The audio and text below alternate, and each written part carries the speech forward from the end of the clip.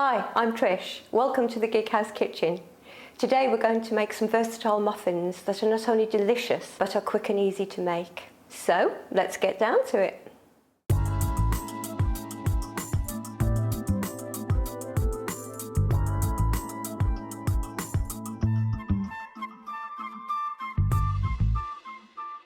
So as always, the first thing we need to do is to light the oven. So if you have an electric oven, you need to put it on 200 degrees centigrade. And if you have a gas oven, you need to put it on gas mark 6. So here you can see I've got 3 cups. Now this cup, which is a proper teacup, will make you about 6 muffins. This medium-sized cup or mug, which I'm going to actually use, will make you about 9. And this larger mug will make you about 12 to 14 muffins.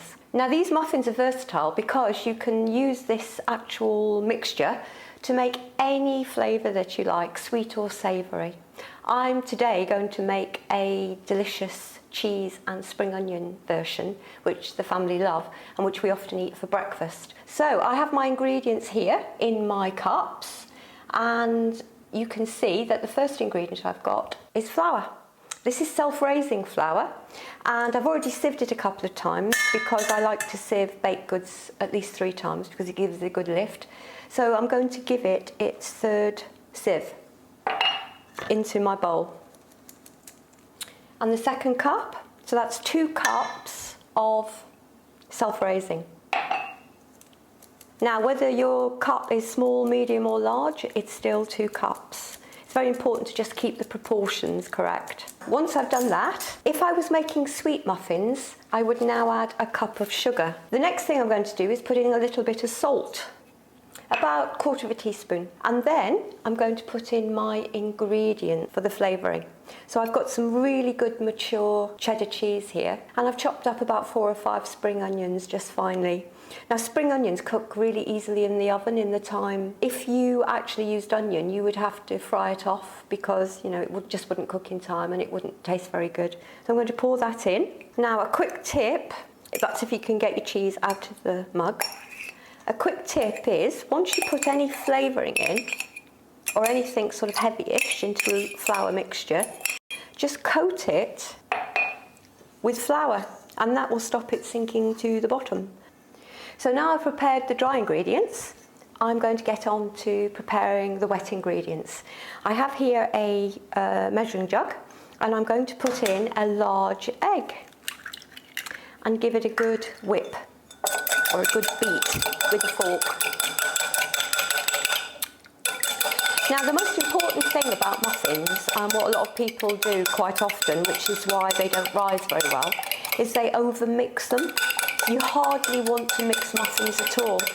So obviously if you can prepare the wet ingredients and give them a good beat before they get into the dry mixture, you're lessening the mixing time of the actual muffin, so you'll get a better rise. Right, once that's ready, I'm going to pour in a mug of milk. Now this isn't just any milk, this has actually got a teaspoon of English mustard in it, and I've put that in because English mustard, or mustard of any description really, brings out the flavour of the cheese. So I'm going to pour that in and give it another stir, trying to keep obviously the mixture in the bowl. And then my last wet ingredient is butter. I've got here 3 tablespoons, which is roughly 45 grams of melted butter, which I've just melted off camera in the microwave. So I'm going to put that in as well in a minute. So, as ever, I'm going to put a little well in the centre of my dried ingredients and pour in my egg and milk mixture, complete with the mustard, which for some reason always stays at the bottom.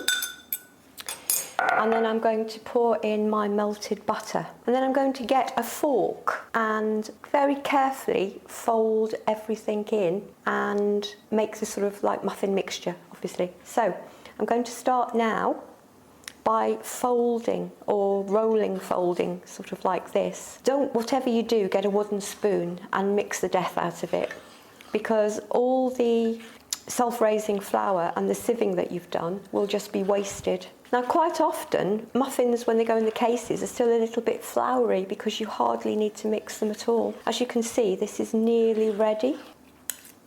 So resist the temptation when you make muffins to get a wooden spoon or, heaven forbid, an electric whisk, because you just won't get a good rise. I have my muffin tin and I'm starting off with 9 muffin cases. I've got a few more in case I need them. And the most important thing is to make sure you fill them 2/3 full, because what you want is that muffin top, almost like a champagne cork, which is traditional. Savoury muffins don't tend to rise or make as many muffins as sweet muffins. I think it's because the additional sugar and the bulk of sort of the fruit or whatever you want to put into them just makes it more of a volume. Even so, I can tell that this is actually a good mixture. You might find your sweet muffins are a little bit more cakey than this. So if you're making a sweet muffin and it looks a little bit different, don't worry. It's just the extra sugar and the extra fruit, or the fruit in it. Right, well, I'm going to finish filling these, so I'll see you in a minute. So I have now filled my muffins 2/3 full,